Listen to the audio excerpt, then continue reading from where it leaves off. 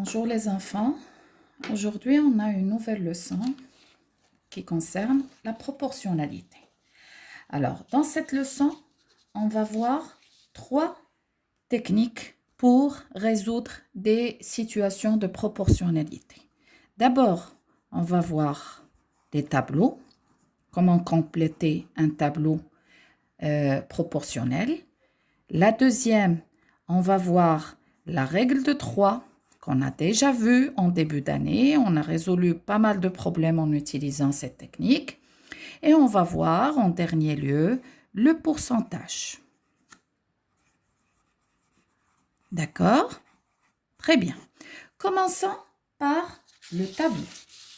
Alors, ici, devant vous, on a un tableau avec une situation de proportionnalité. Alors, la situation est la suivante. Des écoles, 4 écoles, ont décidé d'acheter des ballons identiques. Et c'est à nous de trouver le prix en euros ou bien le nombre de ballons achetés. Alors déjà, avant de commencer à compléter ce tableau, il faut chercher le coefficient de proportionnalité. معامل التناسب. Alors, pour trouver le coefficient de proportionnalité, je dois me baser sur la première colonne où on a les deux nombres repères. Parce que la deuxième colonne, il y a le deuxième nombre qui manque, le deuxième nombre qui manque dans la troisième colonne, le premier nombre ou bien le nombre de la première ligne qui manque dans la quatrième colonne. Alors, par contre, pour la première, les deux nombres sont là. Alors, on va se baser sur ces deux nombres. Ça veut dire que je dois me poser la question 4 fois combien est égal à 28? Allez-y les enfants. 4 fois combien? Très bien. 4 fois 7. Alors, je vais venir là et compléter le 7, c'est le coefficient de proportionnalité. Alors, je fais, ça veut dire que pour compléter la deuxième ligne, il faut que je prenne les nombres de la première ligne multipliés par le coefficient de proportionnalité. D'accord? Pour trouver le prix des ballons que l'école B a acheté, je dois faire 8 fois 7. Est égal à combien? Exactement, est égal à 56. Alors, la deuxième école a payé 56 €. Alors, pour trouver le prix que la troisième école a payé, je fais 12 multiplié par 7, qui est le coefficient de proportionnalité. Alors, 12 multiplié par 7 est égal à 84 €.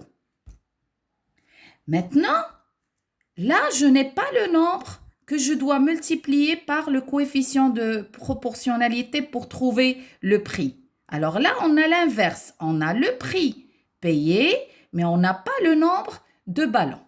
Alors là, dans ce cas-là, je fais l'inverse de l'opération. Ça veut dire que je vais prendre le prix et je le divise par le coefficient de proportionnalité pour trouver le nombre de ballons. Ça veut dire que je vais prendre 63 divisé par 7 est égal à 9. Très bien. Voilà. Alors là, pour compléter un tableau de proportionnalité, première étape, il faut chercher le coefficient de proportionnalité. Pour compléter les nombres de la deuxième ligne, je prends les nombres de la première ligne multipliés par le coefficient de proportionnalité. Pour compléter les nombres de la première ligne, je prends les nombres de la deuxième ligne divisés par le coefficient de proportionnalité. Mais pour trouver ce fameux coefficient de proportionnalité, je prends le nombre de la deuxième ligne divisé par celui de la première ligne pour le trouver. Ça, pour le tableau. Alors maintenant, pour la règle de 3. La règle de 3, je vais vous faire un rappel. Alors, supposons, par exemple, j'ai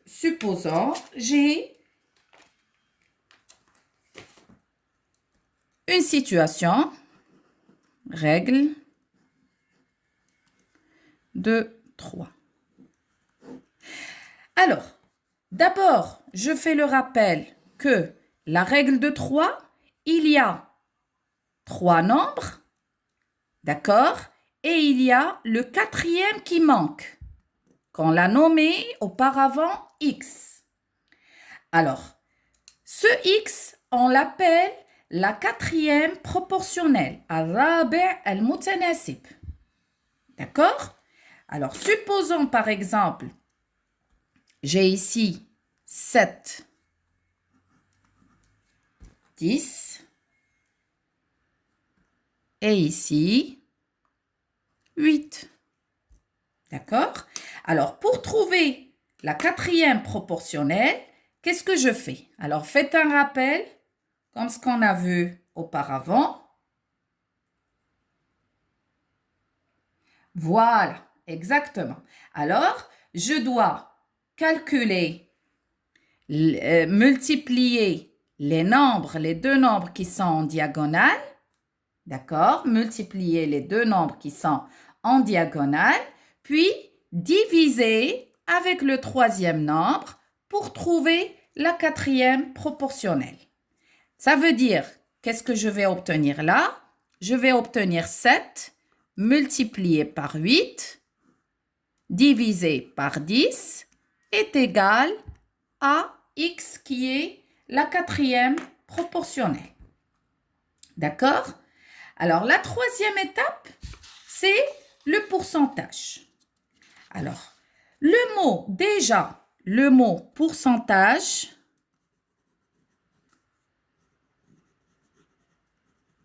alors déjà dans le mot pourcentage, je lis quoi? Je lis pour et je lis 100.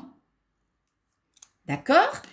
Et d'ailleurs, le pourcentage, c'est quelque chose qu'on côtoie tout le temps lorsqu'on fait des achats dans les grandes surfaces. Alors, je vois devant moi les articles moins 15%. Je vois devant moi des objets achetés avec une remise de 50%, etc. D'accord? Alors déjà, une chose que vous devez savoir, c'est que ce nombre-là, ce pourcentage-là, je peux l'écrire sous forme de fraction décimale. C'est 15 sur 100. Et là, c'est 50 sur 100. D'accord? Alors, maintenant, supposons par exemple, j'ai devant moi, attendez, alors, supposons par exemple, une dame veut acheter une tenue. Alors, c'est ce que vous avez dans la trace écrite. Alors, Amina a acheté des tenues traditionnelles pour ses enfants, pour ses filles, à 850 dirhams. Alors, déjà, la dame, le prix des tenues, c'est 850 dirhams. Mais le magasin lui a fait une remise de 15%. Et on nous demande le prix qu'elle a payé, le prix payé après la remise. Mais avant de trouver le prix payé, il faut trouver d'abord combien ça représente, les 15% représentent combien. Ça veut dire qu'on doit chercher la valeur de la remise. قيمة النسبة اللي حيدها لها المغازة. D'accord? Alors, la valeur de la remise, qu'est-ce que je fais? Je prends les 850 dirhams multiplié par 15 divisé par 100. D'accord? Très bien. Alors, ça va nous donner 127,5. 127 dirhams,5. Alors, 127 dirhams,5, c'est ça la valeur de la remise. D'accord? Très bien. Pour répondre à la question qu'on nous demande, la question essentielle, je fais le prix avant la remise moins la valeur de la remise pour trouver le prix après la remise. C'est clair? Très bien. Alors, on a une autre situation de pourcentage où on utilise le pourcentage. C'est la situation de sondage, l'ihsa. D'accord? Alors, supposons par exemple, on nous dit, je vais vous donner un exemple, supposons que avec ce problème de ce virus corona, on nous dit que dans la ville de Rabat, le secteur Khairiyat, il y a 10% de la population qui est touchée. Et à Temara, disons, je peux dire n'importe quoi, hein, c'est juste un exemple. 25% de la population est touchée. Et dans le centre-ville, 50% de la population est touchée. Alors, sachant que la population de Rabat, disons 600 personnes, c'est pas 600 personnes, mais c'est juste un exemple. D'accord? Très bien. Alors, pour trouver le nombre de personnes touchées à Khairiyat, d'accord? Et le nombre de personnes touchées à Temara, et le nombre de personnes touchées au centre-ville, comment je fais?